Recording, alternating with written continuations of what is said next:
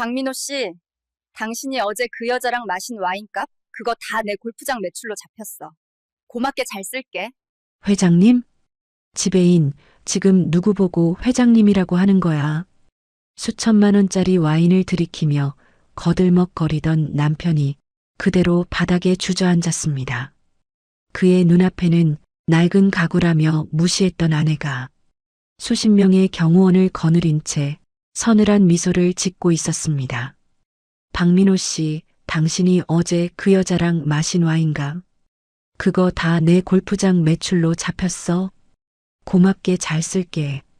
임원 승진의 눈이 멀어 아내의 생활비까지 끊어버리고 상간녀에게 퇴직금을 쏟아붓던 남자. 그는 자신이 밟고 서 있는 이 거대한 땅의 주인이 누구인지 꿈에도 몰랐습니다. 전업주부라는 가면 뒤에 숨겨진 거대한 반전과 오만한 남편을 단숨에 알거지로 만들어버린 여왕의 품격 있는 복수. 과연 이 완벽한 단죄의 끝은 어디일까요? 안녕하세요. 사연TV 가족 여러분. 오늘도 저희 채널을 찾아주셔서 감사합니다. 영상을 시청하기 전 구독과 좋아요 눌러주시면 오늘 하루도 당신에게 행운이 가득할 거예요. 오늘의 사연 시작합니다. 베란다 창가로 들어오는 오후의 따스한 햇살이 거실 바닥에 길게 그림자를 드리우고 있었습니다. 주인은 거실 한복판에서 남편 민호의 하얀 와이셔츠 깃을 팽팽하게 잡아당겨 주름을 폈습니다. 치익. 스팀 다리미가 뿜어내는 뜨거운 김이 공기 중에 하얗게 흩어질 때마다 빳빳하게 날이 선 와이셔츠 깃이 주위의 마음처럼 단정하게 펴졌습니다. 은은하게 배어나는 섬유유연제 향기. 그것은 지난 25년간 주위가 목숨처럼 지켜온 가정의 평화이자 아내로서의 유일한 자부심이었습니다. 올해로 55이 된 남편 민호는 대기업 부장이라는 직함에 걸맞게 늘 흐트러짐 없는 모습이었습니다. 주위에게 민호는 오래 신어서 발에 꼭 맞는 가죽 구두처럼 편안하고 믿음직한 존재였습니다. 적어도 2달 전 그 건강검진 결과가 나오기 전까지는 분명히 그러했습니다. 당뇨 전 단계입니다. 관리 안 하시면 평생 약 달고 사셔야 해요. 의사의 건조한 경고는 가장으로서 기세등등하던 민호에게 꽤나 큰 충격을 주었던 모양이었습니다. 평생 술과 고기를 즐기면서도 건강만은 자신했던 민호가 그날 저녁 밥상에서 숟가락을 내려놓으며 깊은 한숨을 푹 내쉬었습니다. 나 운동 좀 해야겠다. 남들은 다 골프장 나간다는데 나만 배불뚝이 아저씨로 늙어갈 순 없잖아. 그렇게 시작된 것이 골프였습니다. 주인은 남편이 새로운 열정을 찾는 것이 마냥 고맙고 반가워 쌍수를 들고 환영했습니다. 그 무렵 민호에게는 또 하나의 경사스러운 소식이 들려왔습니다. 30년 가까이 몸담은 회사에서 드디어 임원 승진 통보를 받은 것이었습니다. 회사 규정에 따라 직원 신분을 마감하며 3억 5천만 원이라는 거액의 퇴직금을 일시불로 정산받게 되었습니다. 통장에 찍힌 거액의 숫자를 보며 민호는 세상을 다 얻은 듯 기고만장해졌습니다. 여보, 이거 내가 청춘 다 바쳐서 번 내 돈이야. 그러니 당신 이 돈에 손 뗄 생각 절대로 하지 마. 내가 이 돈으로 임원답게 품위 유지하면서 살 거니까. 민호의 말투는 승진과 동시에 날카롭고 거만하게 변해갔습니다. 주인은 서운함이 밀려왔지만 남편의 길을 살려주기 위해 친정아버지가 남겨주신 비상금을 털었습니다. 수천만 원을 호가하는 최고급 골프채 풀세트를 승진 선물로 남편 앞에 내밀었습니다. 여보, 고마워. 내가 진짜 열심히 할게. 아이처럼 들떠서 골프채를 닦던 남편의 환한 얼굴이 떠올라 주인은 다림질을 하다 피식 웃음이 났습니다. 하지만 운동을 시작한 지 한 달이 지나면서 집안의 공기는 미세하게 달라지기 시작했습니다. 현관 도어록이 열리는 소리와 함께 운동을 마친 민호가 들어왔습니다. 예전 같으면 다녀왔다며 소파에 몸부터 던졌을 사람이 요즘은 현관 거울 앞에서 한참 동안 자신의 모습을 비춰보며 서성거렸습니다. 왔어요? 땀 많이 흘렸죠? 씻을 물 받아놨어요. 주희가 다정하게 말을 건넸지만 민호는 거울 속의 자신을 이리저리 감상하며 흡족한 미소를 지을 뿐이었습니다. 주희야, 나 좀 봐봐. 살 좀 빠진 것 같지 않아? 요즘 사람들이 나보고 턱선이 살아났대. 확실히 살은 빠졌고 피부도 그을려 민호는 예전보다 훨씬 건강해 보였습니다. 하지만 주희가 낯설게 느끼는 건 단순한 외모의 변화가 아니었습니다. 갓사랑에 빠진 사춘기 소년처럼 혹은 누군가에게 잘 보이고 싶어 안달난 수컷 공작새처럼 번들거리는 그 눈빛이었습니다. 민호는 콧노래를 흥얼거리며 욕실로 향했고 주희의 시선은 남편이 벗어둔 운동복 바구니에 머물렀습니다. 빨래를 분류하려 바구니를 뒤적거리던 주희가 순간 동작을 멈추고 굳어버렸습니다. 그것은 남편의 속옷이었습니다. 평생 흰색면 팬티만 고집하던 사람이 한 번도 본 적 없는 화려한 무늬에 몸에 딱 달라붙는 속옷들을 입기 시작한 것이었습니다. 땀 흡수가 잘 돼서 입는 거야. 요즘 다들 이런 거 입어. 민호는 대수롭지 않게 말했지만 주희는 그 화려한 속옷을 집어들 때마다 세포가 곤두서는 듯한 이질감을 느꼈습니다. 샤워를 마치고 나온 민호는 화장대 앞에서 로션을 바르며 거울 너머로 주희를 차갑게 훑어보았습니다. 당신 그 옷 좀 어떻게 안 되나? 집에서도 좀 예쁘게 입어봐. 무릎 다 나온 바지가 뭐야. 정말 궁상맞게. 주희는 울컥 치미는 서운함을 꾹 눌러 삼켰습니다. 평생 알뜰살뜰 살림하며 남편 뒷바라지 하느라 손마디가 굵어진 아내에게 어떻게 저런 말을 할 수 있을까? 주희는 마음을 다스리려 남편이 벗어둔 운동복 티셔츠를 집어들었습니다. 땀에 젖은 옷을 세탁기에 넣으려던 찰나 훅 하고 코끝을 스치는 낯선 냄새. 그것은 운동장의 잔디 냄새도 남편이 쓰는 스킨 냄새도 아니었습니다. 아주 달콤하고 머리가 아플 정도로 진한 요염한 여자의 꽃향기였습니다. 마치 누군가 남편의 가슴팍에 얼굴을 묻고 한참을 비벼댄 것처럼 티셔츠 가슴 부분에서 그 향기가 진동했습니다. 주희의 심장이 불규칙하게 뛰기 시작했고 평화롭던 거실은 순식간에 차가운 심해처럼 얼어붙었습니다. 여보, 내 검은색 양말 어디 있어? 거실에서 들려오는 남편의 목소리가 어제와는 전혀 다른 사람처럼 낯설게 들렸습니다. 주희는 떨리는 손으로 향수 냄새가 밴 티셔츠를 꽉 움켜쥐었습니다. 손바닥 안에서 축축한 옷감이 뱀처럼 차갑고 끈적하게 느껴졌습니다. 그것은 단순한 땀 냄새가 아니었습니다. 주희의 인생을 송두리째 뒤흔들 균열의 시작을 알리는 불길한 징조였습니다. 주희는 거울 속의 자신을 바라보며 하얗게 질린 입술을 떨었습니다. 설마 당신 정말로 그런 거야? 아직 대답을 얻지 못한 질문이 공허한 세탁실 안을 무겁게 짓누르고 있었습니다. 지하 주차장의 서늘한 공기가 주희의 뺨을 차갑게 스치고 지나갔습니다. 주희는 떨리는 손으로 남편 민호의 차문을 열고 운전석 옆 조수석을 멍하니 바라보았습니다. 조수석 시트는 평소 주희가 앉던 위치보다 한참이나 뒤로 밀려나 있었습니다. 누군가 아주 편안한 자세로 등받이를 뒤로 젖히고 앉아 있었다는 분명한 흔적이었습니다. 주희는 가슴이 두근거려 좌석 아래 바닥 매트를 손으로 더듬기 시작했습니다. 손끝에 딱딱한 무언가가 걸렸고 그것을 집어올린 주희는 그 자리에서 얼어붙고 말았습니다. 분홍빛 립스틱 뚜껑이었습니다. 평소 화장을 거의 하지 않고 입술 보호제만 바르는 주희의 물건이 절대로 아니었습니다. 주희는 입술을 깨물며 차 뒷좌석으로 손을 뻗어 트렁크를 여는 버튼을 눌렀습니다. 철컥.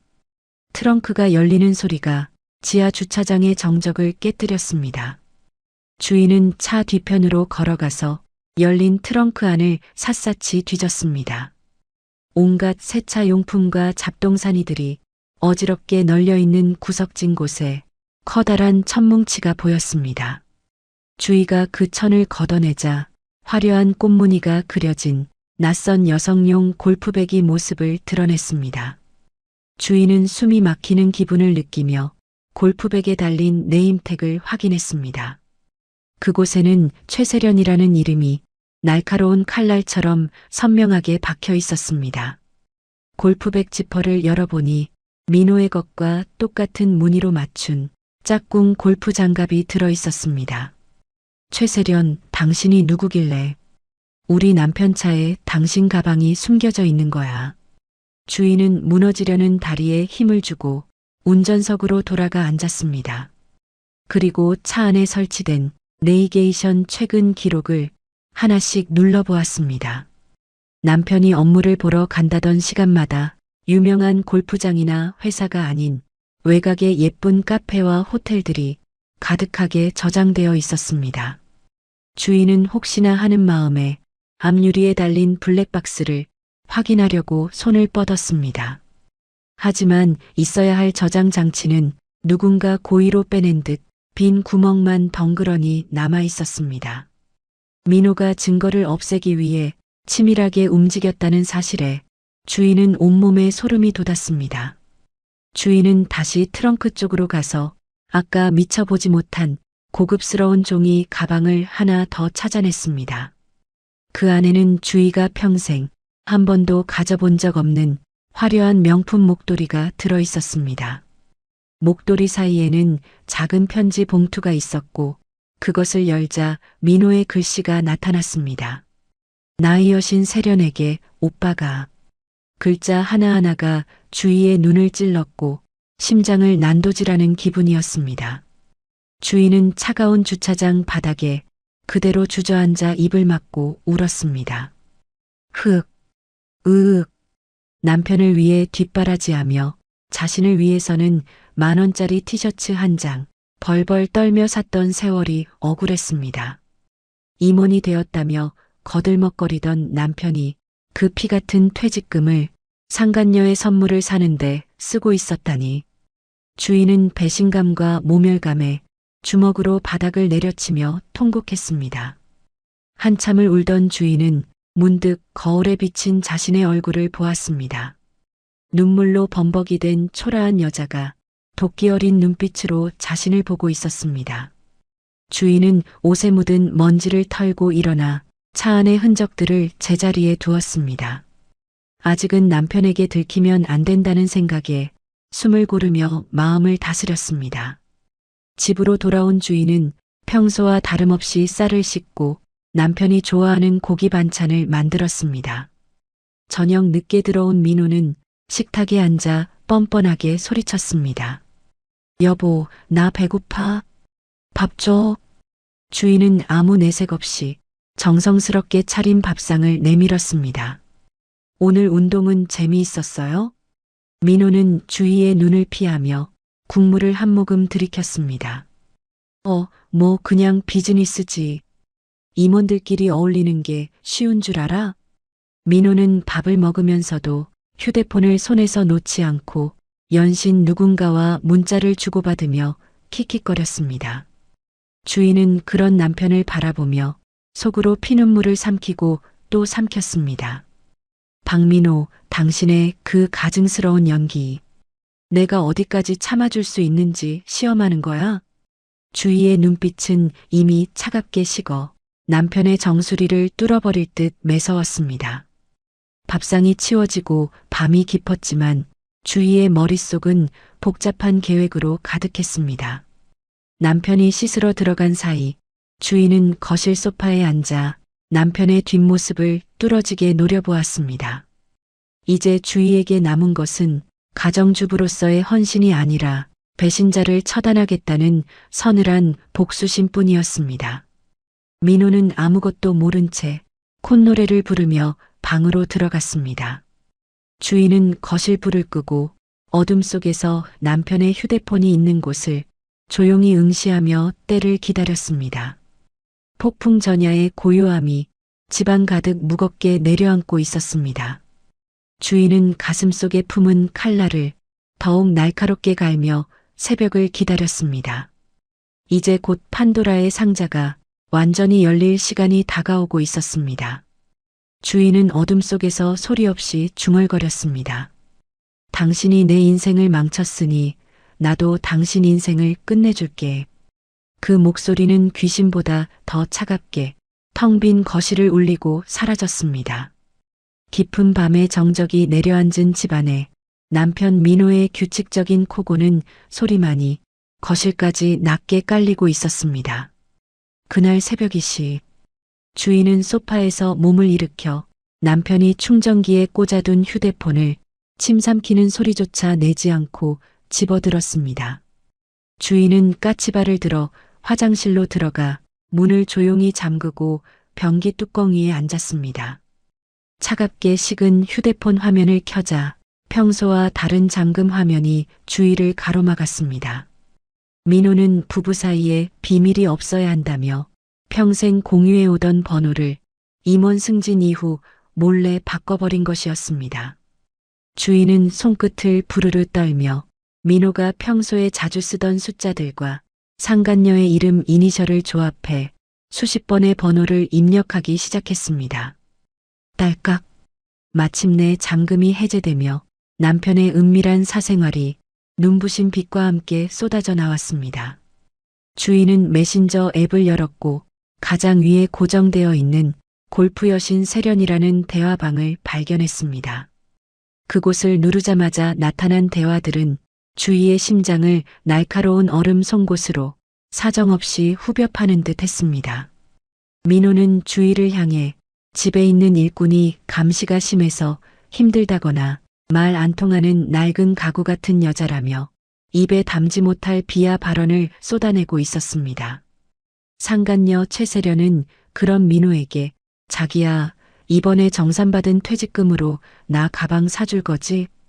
라며 애교 섞인 메시지를 보냈습니다. 민호는 기다렸다는 듯 당연하지. 내 여신님을 위해서라면 그까짓 돈이 아깝겠어? 라며 아낌없이 퍼주겠다는 약속을 남겼습니다. 주인은 구토가 치밀어 올라 입을 틀어막고 헛구역질을 했습니다. 대화방을 위로 올리자 두 사람이 골프장 필드 위에서 연인처럼 허리를 감싸고 찍은 사진들이 나타났습니다. 심지어 호텔방 침대 위에서 하얀 가운만 걸친 채 서로를 껴안고 있는 추잡하고 적나라한 사진들까지 줄줄이 올라왔습니다. 최세련은 민호에게 우리 이제 법적으로 합칠 때 되지 않았어? 나 기다리다 늙어. 라며 구체적인 재혼 계획을 압박하고 있었습니다. 민호는 조금만 기다려. 그 여자한테서 아파트랑 재산 싹 빼앗아서 나갈게. 라며 주위를 빈털터리로 만들 계획까지 세우고 있었습니다.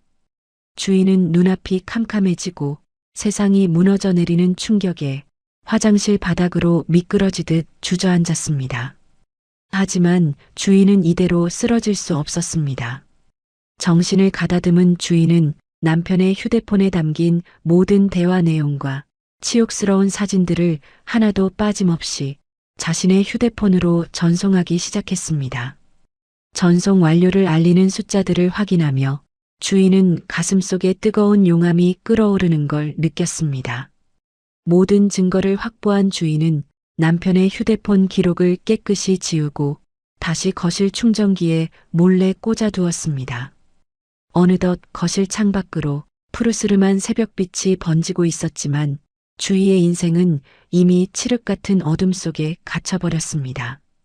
주희는 소파에 꼿꼿이 앉아 지난 25년의 결혼 생활이 한낱 물거품처럼 사라지는 과정을 지켜보았습니다. 아침 7시가 되자 민호는 기분 좋게 일어나 욕실에서 콧노래를 부르며 씻고 나왔습니다. 민호는 거울 앞에서 넥타이를 매며 주희의 초췌한 얼굴을 힐끗 보더니 혀를 찼습니다. 당신 잠 안 잤어? 얼굴꼴이 그게 뭐야? 나이 먹을수록 관리를 해야지. 아주 보기가 흉하네.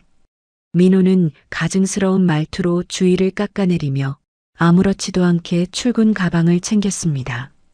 주인은 그런 남편의 등 뒤를 차디찬 시선으로 쏘아보며 낮고 묵직한 목소리로 말했습니다. 박민호 씨, 오늘 저녁에 일찍 들어와요. 당신이랑 나 아주 중요한 할 말이 있으니까. 민호는 신발을 신다 말고 멈칫하며 귀찮다는 듯 뒤를 돌아보았습니다. 할 말? 돈 달라는 소리면 집어치워. 나 오늘 저녁에 임원들 모임 있어서 바쁘니까 나중에 해. 주인은 한 걸음 다가가 민호의 눈을 똑바로 응시하며 대답했습니다. 모임보다 훨씬 중요한 일이에요. 일찍 안 들어오면 당신 회사로 내가 직접 찾아갈 거니까. 주위의 기세에 눌린 민호는 찝찝한 표정으로 문을 쾅 닫고 나갔습니다. 홀로 남은 주인은 남편이 버리고 간 공기마저 더럽다는 듯 창문을 활짝 열어 젖혔습니다. 이제 주위의 마음속에 남은 미련은 한 조각의 먼지조차 남아있지 않았습니다. 주인은 식탁 위에 놓인 사진 인화지를 바라보며 서늘하게 미소 지었습니다. 오늘 밤은 박민호의 추악한 성이 무너지는 심판의 날이 될 것이었습니다. 주인은 화장대 앞에 앉아 오랫동안 바르지 않았던 짙은 립스틱을 입술선을 따라 정교하게 칠했습니다. 거울 속에는 더 이상 착한 아내주의가 아닌 배신자를 처단할 심판자가 서 있었습니다. 주위의 손끝은 더 이상 떨리지 않았습니다. 오직 차가운 분노와 결단만이 주위의 온몸을 휘감고 있었습니다. 저녁 노을이 다시 드리울 무렵 주인은 식탁 위에 사진들을 늘어놓으며 사냥감을 기다리는 맹수처럼 어둠 속에 몸을 숨기고 기다렸습니다. 노을이 완전히 자취를 감추고 어둠이 짙게 내려앉은 거실 식탁 위에는 남편 민호가 그토록 숨기고 싶어 했던 추악한 불륜의 증거 사진들이 차갑게 펼쳐져 있었습니다. 밤 9시가 넘어서야 도어록 열리는 소리가 들렸고 민호는 술 냄새를 풍기며 당당하게 집 안으로 발을 들였습니다. 아니, 이 여자가 불도 안 켜고 뭐 하는 거야? 민호가 거실 불을 켜는 순간 식탁 앞에 미동도 없이 앉아있는 주희의 모습에 흠칫 놀라며 뒷걸음질을 쳤습니다. 주인은 아무 말 없이 턱끝으로 식탁을 가리켰고 민호는 짜증 섞인 눈으로 사진들을 훑어보다가 이내 얼굴이 하얗게 질려 굳어버렸습니다. 하지만 당황함도 잠시 민호는 곧 비열한 웃음을 지으며 소파에 깊숙이 몸을 묻고 거만하게 다리를 꼬고 앉았습니다. 어디서 남의 뒤나 캐고 다녀? 당신 정말 무서운 여자네. 그래, 언젠가 알게 될 줄 알았어. 차라리 잘 됐다. 민호는 미안한 기색은커녕 오히려 주위를 향해 손가락질하며 큰 소리를 쳤습니다. 당신이랑 살면서 내가 느낀 게 뭔 줄 알아? 당신은 설렘도 없고 대화도 안 통하는 아주 지루한 여자라는 거야. 최세련 씨는 나를 진짜 남자로 느끼게 해줘. 우리 사랑한다고. 주인은 가슴이 갈기갈기 찢어지는 고통 속에서도 이를 악물고 차가운 목소리로 물었습니다. 사랑? 25년을 함께한 조강지처를 식모 취급하면서 하는 게 사랑이야? 민호는 코웃음을 치며 주희의 위아래를 훑어보았습니다. 조강지처? 그건 옛날 말이지. 당신 거울 좀 봐. 매력 없는 여자랑 평생 살아야 하는 내 고통을 당신이 알기나 해? 나 이제 임원이야. 남은 인생은 사랑하는 사람이랑 사람답게 살고 싶어. 주인은 기가 막혀 헛웃음을 터뜨리며 민호의 눈을 똑바로 응시했습니다. 그래서 지금 당장 이혼이라도 하겠다는 거야? 민호는 기다렸다는 듯 탁자를 내리치며 일어났습니다. 그래, 당장 도장 찍어. 당신 같은 벽창호랑은 1분 1초도 같이 있기 싫어. 주희가 가정을 깨고 싶지 않다고 단호하게 거절하자 민호는 얼굴을 붉게 물들이며 괴성을 질렀습니다. 당신이 안 해주면 소송이라도 할 거야. 난 이미 마음 떠났다고. 세련이는 당신이랑 비교도 안 될 만큼 세련되고 교양 넘치는 여자야. 그 사람 발끝이라도 따라가 보지 그래. 궁상맞게 굴지 말고. 민호는 주희의 가슴에 대못을 박는 폭언을 멈추지 않았고 주희는 더 이상 인간의 말을 듣는 것이 무의미함을 깨달았습니다. 주희는 자리를 박차고 일어나 방으로 들어가 문을 잠갔습니다. 민호는 문 밖에서 문을 쾅쾅 두드리며 협박을 이어갔습니다. 좋은 말로 할 때 이혼해 주는 게 신상에 좋을 거야. 안 그러면 내가 어떻게 나올지 모르니까 잘 생각하라고. 주희는 방 안의 어둠 속에서 무릎을 끌어안고 남편이 괴물로 변해버린 현실을 온몸으로 받아냈습니다. 다음 날 아침 민호는 주희를 유령 취급하며 식탁에 앉아 신문을 보더니 보란듯이 골프 가방을 챙겨 현관으로 향했습니다. 주희는 거실에 서서 멀어지는 남편의 뒷모습을 보며 한때 사랑했던 남자의 흔적을 마음속에서 완전히 도려냈습니다. 슬픔은 이제 서늘한 복수심으로 자리를 옮겼고 주희의 눈동자는 얼음장처럼 차갑게 빛나고 있었습니다. 박민호, 당신이 선택한 그 사랑의 대가가 얼마나 혹독할지 내 모든 것을 걸고 똑똑히 보여줄게. 주희는 거울 속에 자신을 보며 짧게 다짐했고 어느덧 거실에는 폭풍 전야의 무거운 침묵이 흐르고 있었습니다. 남편 민호가 휘파람을 불며 집을 나간 직후 주희는 텅 빈 거실에서 한참을 멍하니 서 있었습니다. 공허한 가슴을 달래려 냉장고를 열었지만 그 안에는 시들어버린 채소 몇 입만이 덩그러니 놓여 있었습니다. 주희는 옷을 챙겨 입고 집 앞 대형마트로 향했습니다. 카트에 생필품과 아이들이 좋아하는 고기를 담으며 주희는 애써 불안한 마음을 억눌렀습니다. 계산대 앞에 서서 평소처럼 체크카드를 내밀었습니다. 지익, 지익. 카드를 긁는 기계 소리가 유난히 날카롭게 들렸습니다. 손님, 이 카드는 한도 초과라고 뜨는데요. 계산원 직원이 의아한 표정으로 주희를 바라보았습니다. 주희는 당황하며 지갑에서 다른 카드를 꺼냈습니다. 그럴 리가요. 여기 다른 카드로 결제해 주세요. 하지만 돌아오는 대답은 더욱 충격적이었습니다. 이건 분실 신고가 된 카드라고 나옵니다. 주희의 안색이 순식간에 창백해졌습니다. 뒤에 서 있던 손님들이 수군거리는 소리가 들려왔습니다. 어머, 무슨 일이야? 돈이 없나 봐. 주희는 고개를 숙인 채 마트를 도망치듯 빠져나왔습니다. 주차장 벤치에 주저앉아 떨리는 손으로 휴대폰을 확인했습니다. 때마침 남편 민호에게서 문자 메시지 한 통이 도착했습니다. 띠링. 이혼 서류에 도장 찍기 전까지 생활비는 꿈도 꾸지 마. 당신 명의로 된 아파트 있으니 그거 팔아서 쓰든 알아서 해. 나 임원이야. 이제 내 돈 내 마음대로 쓸 거니까 토 달지 마라. 주희는 메시지를 읽으며 입술을 피가 날 정도로 깨물었습니다. 박민호, 당신이 어떻게 이럴 수가 있어. 우리가 같이 모은 돈인데 당신 혼자 번 줄 알아? 주희는 곧장 은행으로 달려가 통장 정리를 시작했습니다. 드르륵, 드르륵. 통장이 인쇄되는 소리가 주희의 심장을 갉아먹는 듯 했습니다. 결과는 참혹했습니다. 아이들의 대학 등록금을 위해 10년 넘게 부어온 적금부터 노후 자금으로 모아둔 비상금까지 민호는 승진 통보를 받자마자 모든 통장의 비밀번호를 바꾸고 잔액을 싹 쓸어갔습니다. 은행 잔고 영원.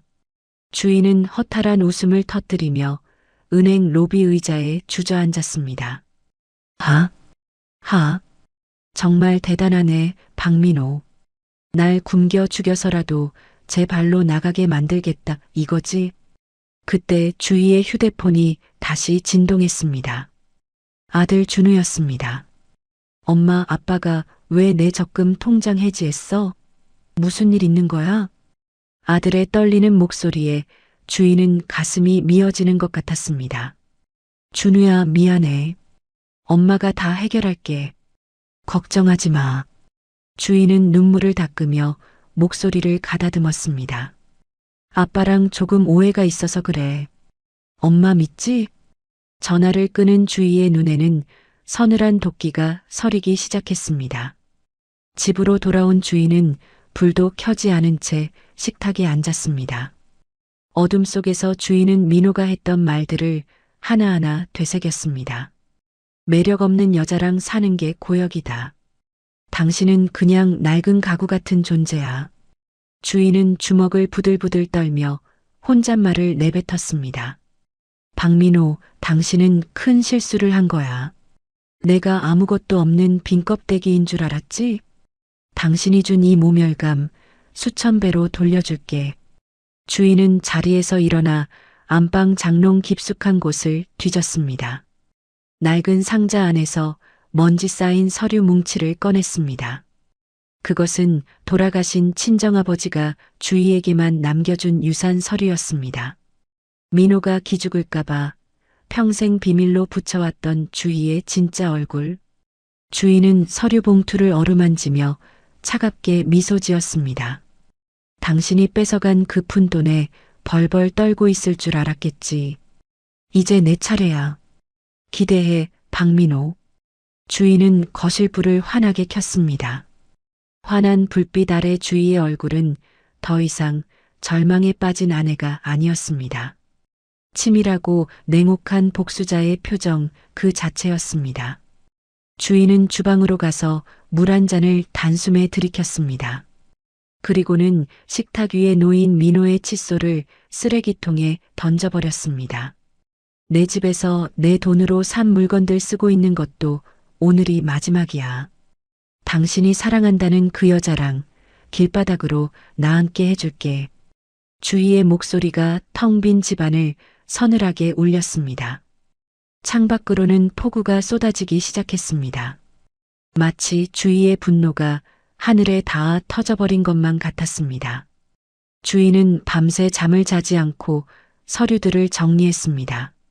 민호의 지출 내역, 불륜 증거, 그리고 자신의 숨겨진 자산들까지. 이제 모든 준비는 끝났습니다. 내일 아침 태양이 뜨면 박민호의 세상은 무너지기 시작할 것입니다. 주인은 창가에 서서 빗줄기를 바라보며 나지막이 속삭였습니다.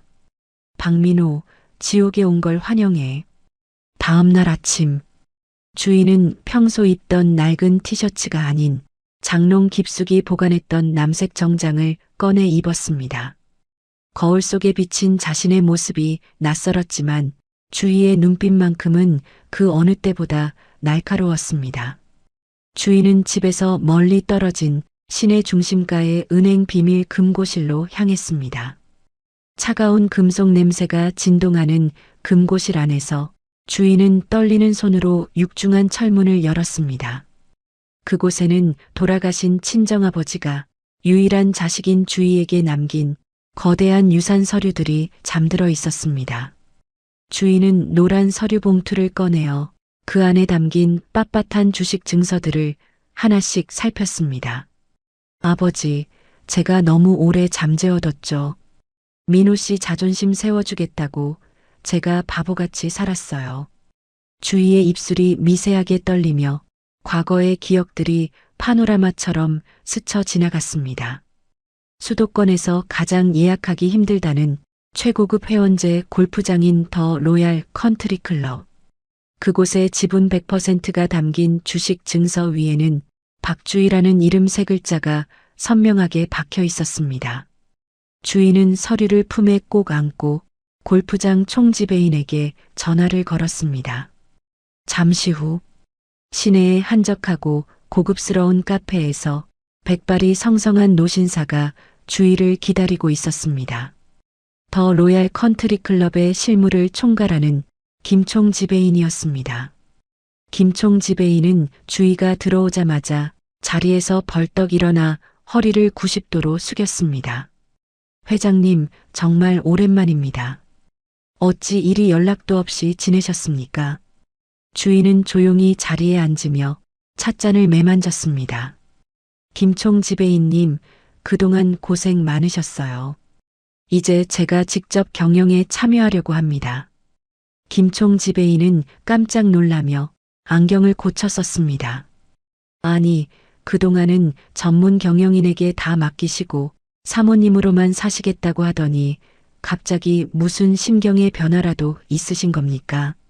주인은 비릿한 미소를 지으며 창밖을 응시했습니다. 집안에 쥐새끼 한 마리가 들어왔는데 그 쥐새끼가 제곡간을 다 털어먹으려고 하네요. 더 이상 가만히 있다가는 제 인생까지 다 갉아먹힐 것 같아서요. 김총 지배인은 주위의 서늘한 기운에 마른 침을 삼키며 고개를 끄덕였습니다. 회장님 뜻이 그러하시다면 제가 모든 준비를 마치겠습니다. 골프장 이사회와 직원들에게는 언제 공표할까요? 주인은 차를 한 모금 마신 뒤 단호하게 대답했습니다. 아직은 비밀로 해주세요. 대신 제가 부탁드리는 몇 가지 사항만 철저하게 지켜주시면 됩니다. 특히 우리 골프장에 자주 오는 박민호라는 사람을 주목하세요.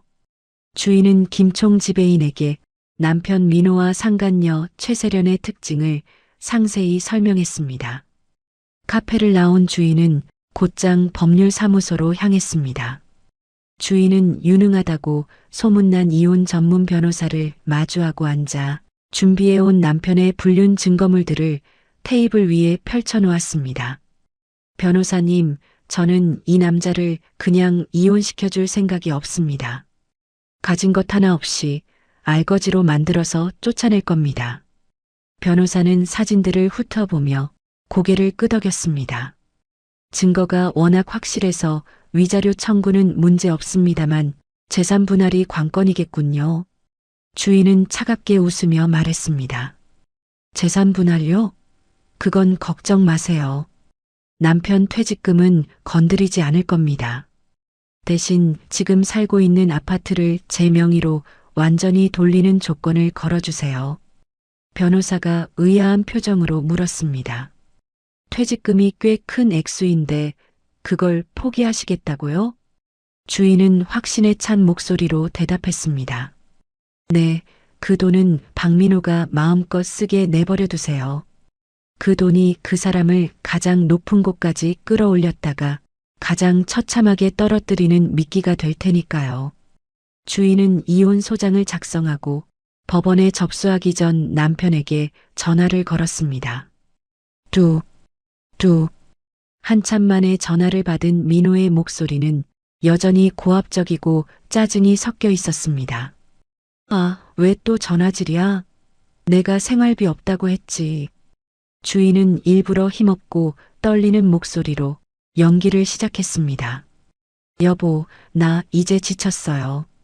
당신 뜻대로 이혼해 줄 테니까 오늘 저녁에 집에서 봐요.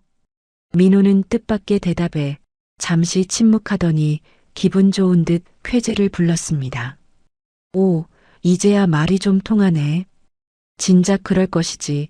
여자가 고집만 피우더니 꼴 좋다. 그래, 오늘 퇴근하고 당장 갈 테니까 도장 준비해둬. 주인은 전화를 끊고 휴대폰 화면을 노려보며 낮게 응조렸습니다. 그래, 마음껏 기뻐해둬. 그 기쁨이 내 인생의 마지막 축제가 될 거니까. 그날 저녁, 집으로 돌아온 민호는 식탁 위에 놓인 이혼합의 서류를 낚아채듯 집어들었습니다. 민호는 서류 내용을 꼼꼼히 살피더니 자신의 퇴직금이 분할 대상에서 빠진 것을 보고 입가에 비열한 미소를 지었습니다. 당신 웬일로 욕심을 안 부렸네? 하긴 양심이 있으면 내 피 같은 퇴직금은 건드리면 안 되지. 이 아파트만 준다면 나야 땡큐지. 당장 도장 찍자. 민호는 거침없이 도장을 찍었고 주희 역시 차분하게 자신의 이름을 적어 넣었습니다. 주희는 서류를 챙기며 민호의 눈을 똑바로 쳐다보았습니다. 이제 법원에 접수하면 숙려 기간이 시작되겠죠. 하지만 박민호 씨, 당신이랑 한 공간에 있는 거 끔찍해요. 서류 찍었으니까 오늘 당장 이 집에서 나가줘요. 민호는 콧방귀를 뀌며 옷장 문을 열었습니다. 걱정 마, 나도 너 같은 여자랑 살기 싫어서 환장할 지경이니까. 나 임원이야. 이 좁아터진 아파트보다 훨씬 좋은 집 얻어서 나갈 거야. 민호는 신이 나서 자신의 비싼 옷들과 주희가 사준 골프채 세트를 챙기기 시작했습니다. 주희는 그 뒷모습을 보며 마음속으로 숫자를 셌습니다. 1, 2, 3. 이제 복수의 시계가 박민호를 향해 거꾸로 돌아가기 시작했습니다. 이혼 합의서에 도장을 찍은 지 채 일주일도 되지 않아 민호는 세련이와 함께 강남의 한 오피스텔로 보금자리를 옮겼습니다. 민호는 통장에 찍힌 3억 5천만 원이라는 퇴직금이 마치 평생 마르지 않을 샘물이라도 되는 양 매일같이 돈잔치를 벌였습니다. 자기야, 오늘 이 가방 어때? 한정판이라는데 오빠가 확 사줄까? 민호는 백화점 명품관 매장을 제 집 안방처럼 드나들며 세련이의 어깨에 고가의 가죽 가방을 걸어주었습니다.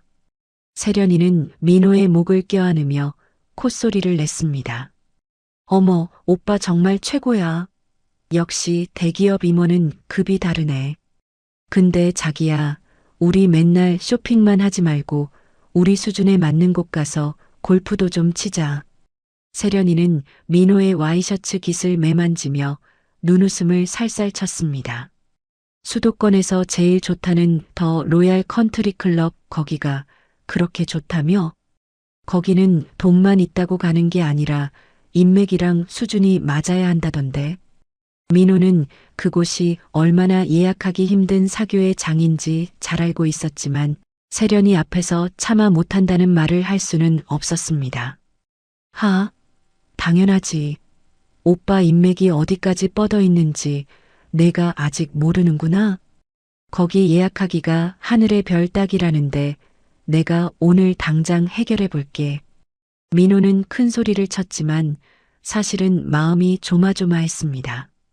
민호는 회사 지인들부터 부킹 브로커까지 총동원하여 수백만 원의 웃돈을 얹어주며 간신히 라운딩 날짜를 잡았습니다. 운명의 라운딩 당일 아침, 민호는 머리부터 발끝까지 수백만 원어치 신상 골프복으로 도배를 했습니다. 자기야, 나 어때? 진짜 회장님 포스 좀 나지 않아? 민호는 거울 앞에서 연신 폼을 잡으며 세련이에게 물었습니다. 세련이도 화려한 꽃무늬 골프복을 차려입고 입술을 붉게 칠하며 대답했습니다. 말해 뭐해, 완전 멋져. 오늘 사람들이 우리 보고 다 기절하면 어쩌지? 두 사람은 겉모습만 번지르르하게 렌트한 고급 외제차에 올라탔습니다. 민호는 운전대를 잡고 허세를 부리며 창밖으로 팔을 내밀었습니다. 이제 내 인생의 황금기가 진짜 시작된 거야. 그동안 집구석에서 잔소리나 듣던 시절은 다 잊었어. 세련아, 너도 좋지? 세련이는 민호의 허벅지를 쓰다듬으며 속으로 계산기를 두드렸습니다. 이 남자, 퇴직금이 아직 꽤 남은 것 같은데 좀 더 뽑아 먹어야겠어. 드디어 골프장 정문에 들어서자 웅장한 클럽하우스가 그들을 반겼습니다.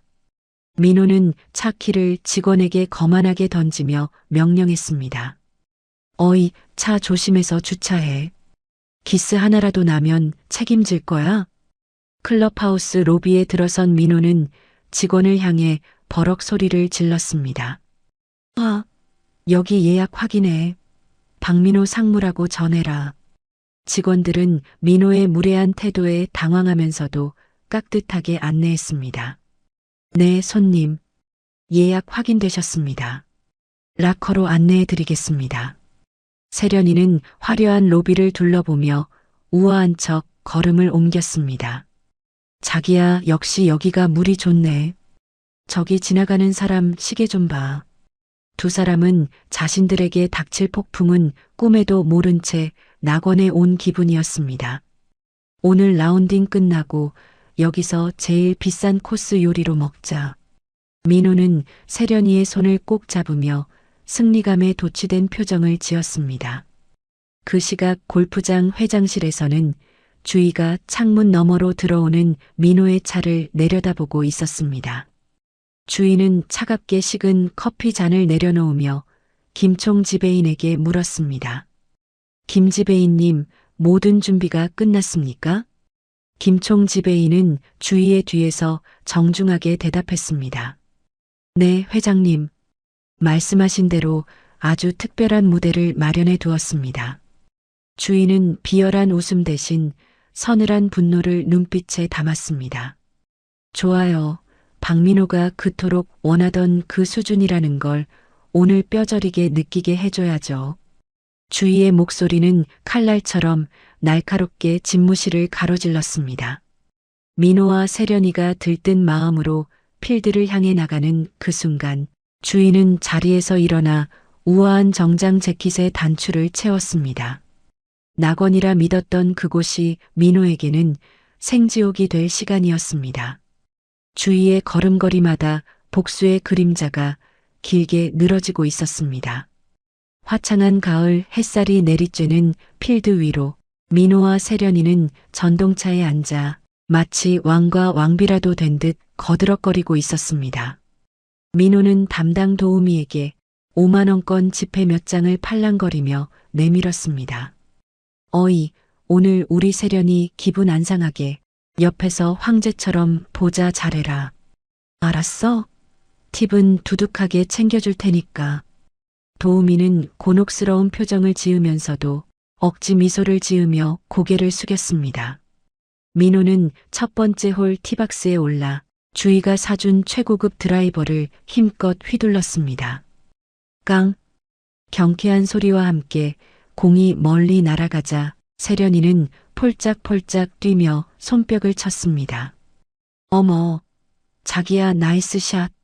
진짜 오빠 실력은 임원급 중에서도 최고인 것 같아. 민호는 으쓱해진 어깨로 세련이를 껴안으며 다른 회원들이 보든 말든 진한 애정 행각을 벌였습니다. 이 정도는 기본이지. 세련아, 너도 오늘 오빠 믿고 마음껏 휘둘러봐. 전반 경기가 끝날 때까지 두 사람은 경기 진행을 방해할 정도로 깔깔거리며 장난을 치고 사진을 찍어댔습니다. 뒤따라오던 팀들의 원성이 빗발쳤지만 민호는 오히려 큰 소리로 소리를 질렀습니다. 뭐야? 우리가 돈 안 내고 쳐? 임원이 운동 좀 하겠다는데 왜들 난리야? 잠시 후 그늘집에서 시원한 맥주와 비싼 안주를 시켜 먹던 민호는 멀리서 걸어오는 김총 지배인을 발견하고 불러세웠습니다. 어이, 거기 총 지배인. 이리 좀 와봐. 김총 지배인은 걸음을 멈추고 민호의 식탁 앞으로 다가와 정중히 섰습니다. 민호는 젓가락으로 안주를 가리키며 혀를 찼습니다. 여기 서비스가 왜 이 모양이야? 음식이 다 식었잖아. 내가 누군지 알고 이래? 김총 지배인은 민호의 무례한 행동에도 눈 하나 깜짝하지 않고 의미심장하게 웃었습니다. 불편을 드려 죄송합니다, 손님. 하지만 곧 회장님께서 직접 오셔서 특별한 조치를 취하실 예정이니 조금만 기다려 주십시오. 민호는 회장님이라는 소리에 눈을 번쩍이며 세련이에게 아는 척을 했습니다. 들었지? 여기 회장이 나를 직접 보러 온대. 내가 대기업 임원인 거 알고 인사하러 오는 모양이네. 후반 경기를 위해 다시 카트에 올라탄 민호는 기세등등하게 다음 홀로 이동했습니다. 그런데 갑자기 골프장 전체 스피커에서 날카로운 경보음과 함께 안내 방송이 나왔습니다. 비상 상황으로 인해 현재 모든 전동차의 운행을 일시 중단합니다. 모든 회원님은 제자리에 대기해 주시기 바랍니다. 민호는 핸들을 거칠게 흔들며 욕설을 뱉었습니다. 아니, 이게 무슨 개 같은 경우야. 내 돈 내고 치는데 왜 차를 멈춰? 그때 멀리서 먼지를 일으키며 검은색 고급차 서너 대가 필드카트 도로를 따라 들어왔습니다. 차들은 민호가 타고 있는 카트 바로 앞에 일렬로 늘어서며 앞길을 막아버렸습니다. 문이 열리고 검은 양복을 입은 경호원 수십 명이 내려 민호와 세련이가 탄 카트를 둥그렇게 에워쌌습니다. 세련이는 겁에 질려 민호의 팔을 꽉 잡았습니다. 오빠, 저 사람들 뭐야? 무서워 죽겠어. 민호는 떨리는 목소리를 가다듬으며 창밖으로 고개를 내밀고 소리를 질렀습니다. 너희들 뭐야? 나 박민호야. 박민호 상무라고. 지금 당장 비키지 못해? 그때 경호원들 사이로 김총 지배인이 걸어 나와 차 뒷문을 조심스럽게 열었습니다. 회장님께서 직접 오셨습니다.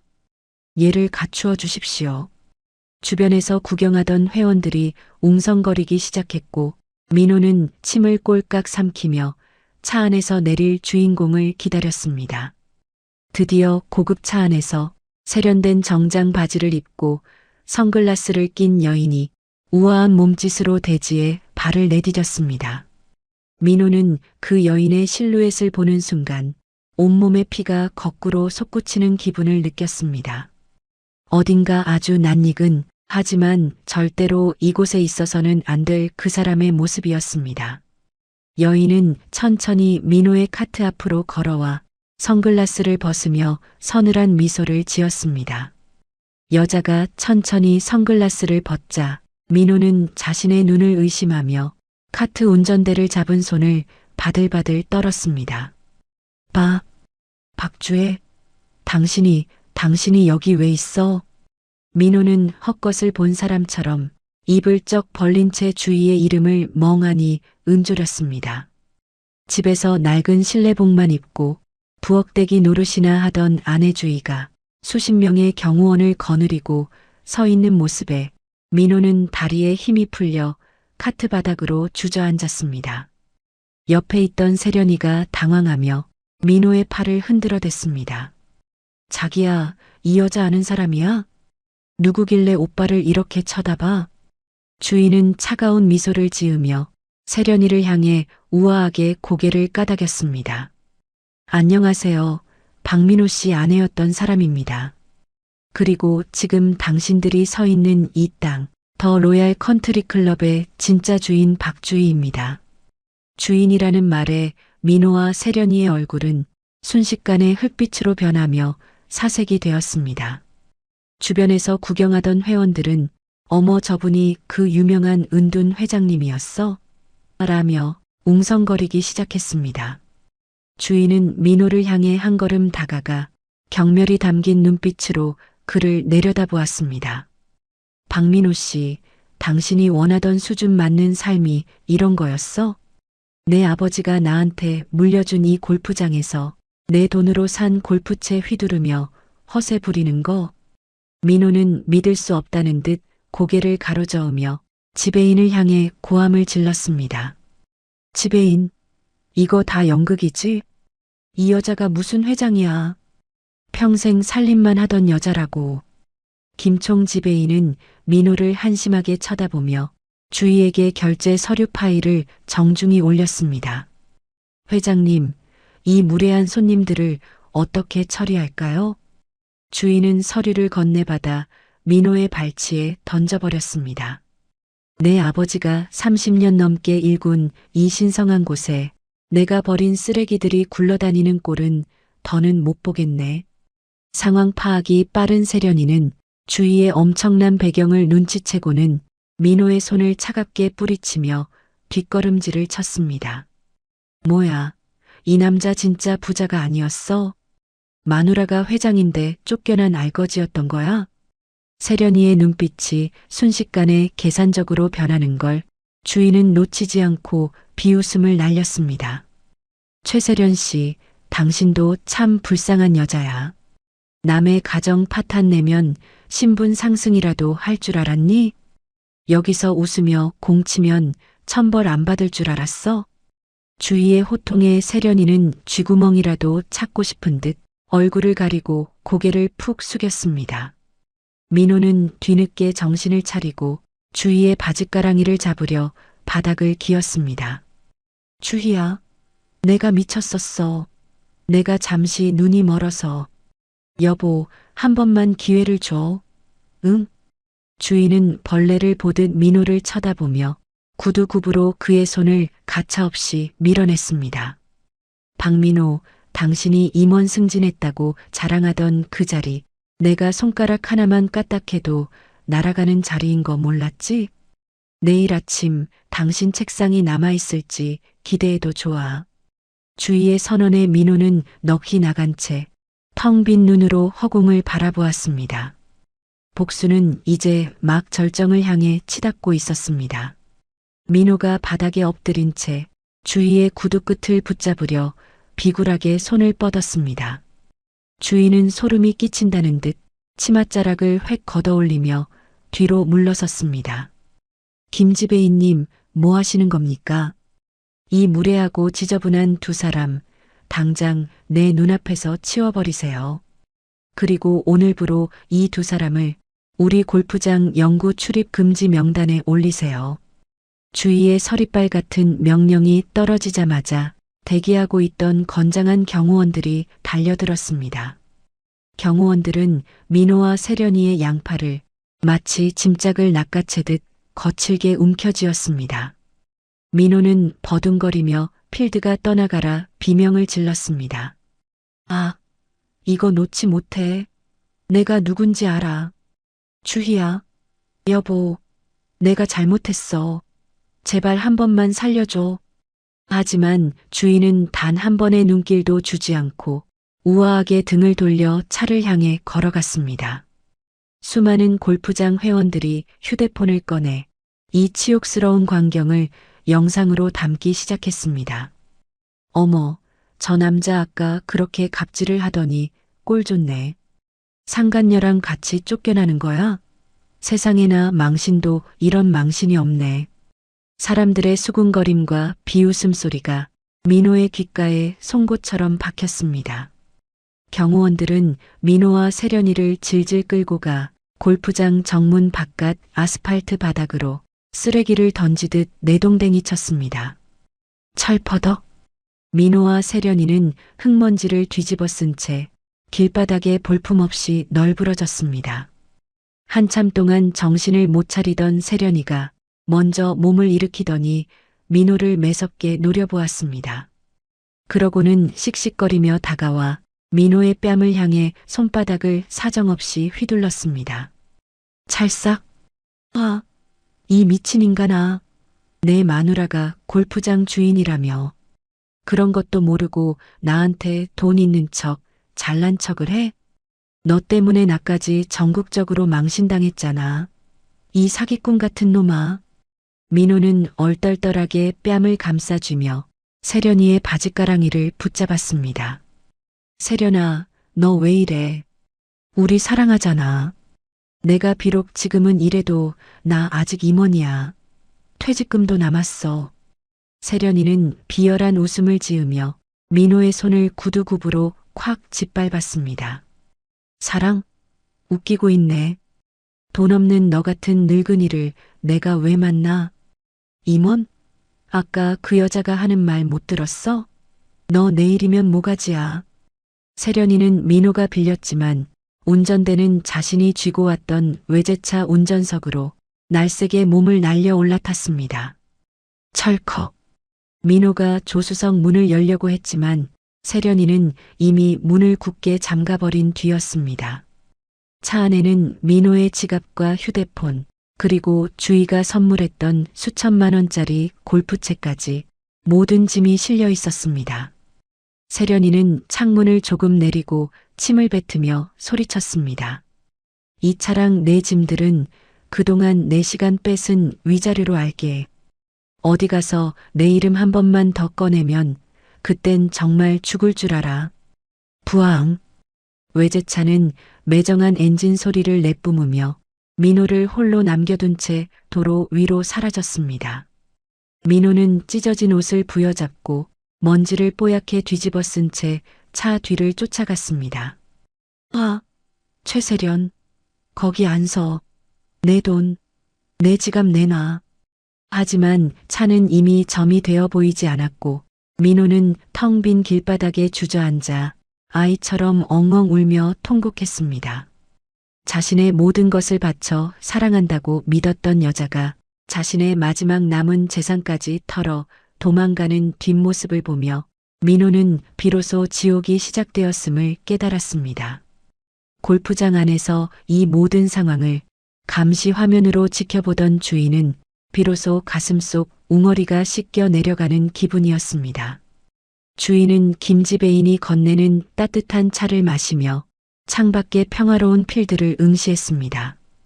김지배인님, 쓰레기 분리수거가 아주 깔끔하게 끝났네요. 네, 회장님. 이제야 골프장 공기가 맑아진 것 같습니다. 주희의 입가에는 서늘하지만 그 어느 때보다 눈부신 미소가 걸려 있었습니다. 배신의 대가는 달콤한 파멸이었고 주인은 그 파멸을 끝까지 감상할 준비가 되어 있었습니다. 이제 남은 것은 길바닥으로 밀려난 한 남자의 처절하고도 고독한 몰락뿐이었습니다. 길바닥에 버려졌던 그날로부터 벌써 수개월의 시간이 흘렀습니다. 민호는 퇴직금을 세련이에게 모두 털리고 빌린 차값과 카드빚에 시달리다 결국 보증금도 없는 허름한 고시원을 전전하는 신세가 되었습니다. 영양 부족과 극심한 스트레스로 인해 평소 앓던 지병은 걷잡을 수 없이 악화되었습니다. 민호는 이제 침침해진 눈으로 다리에 전해지는 날카로운 통증을 견디며 한 상가 건물의 야간 경비 일을 시작했습니다. 어두운 관리실 안에서 민호는 차갑게 식은 컵라면에 물을 부으며 깊은 한숨을 내쉬었습니다. 후, 이 맵고 짠 국물이 이제는 내 인생의 전부가 되어버렸구나. 민호는 후루룩 소리를 내며 면발을 삼키다 문득 주희가 정성껏 차려주던 따뜻한 고기 반찬과 된장찌개 냄새를 떠올렸습니다. 주희야, 내가 정말 미쳤었지. 그 따뜻한 밥상이 세상에서 가장 귀한 보물인 줄도 모르고 민호의 메마른 뺨 위로 뜨거운 눈물 한 줄기가 컵라면 국물 속으로 뚝 떨어졌습니다.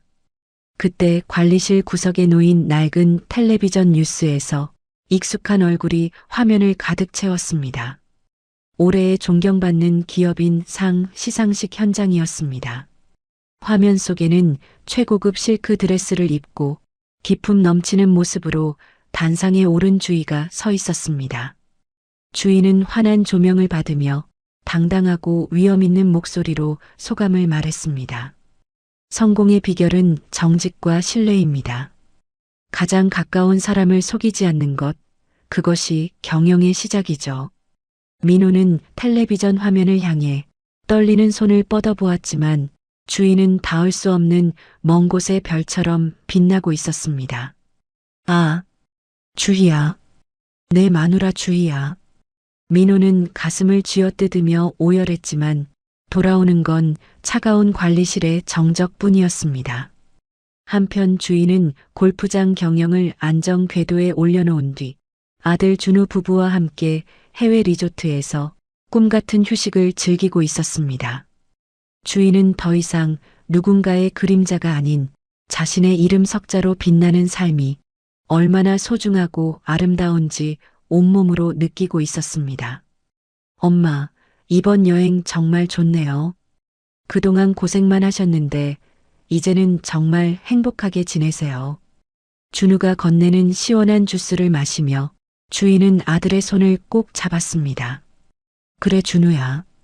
엄마는 이제야 진짜 숨을 쉬는 것 같아. 어두운 터널을 빠져나온 기분이야. 그때 주희의 휴대폰으로 저장되지 않은 모르는 번호에서 문자 한 통이 도착했습니다. 여보, 나야. 민호야. 나 지금 너무 아프고 배가 고파. 딱 한 번만 만나줄 수 있을까? 주희는 문자를 읽으면서도 눈썹 하나 까닥하지 않고 차분한 표정을 유지했습니다.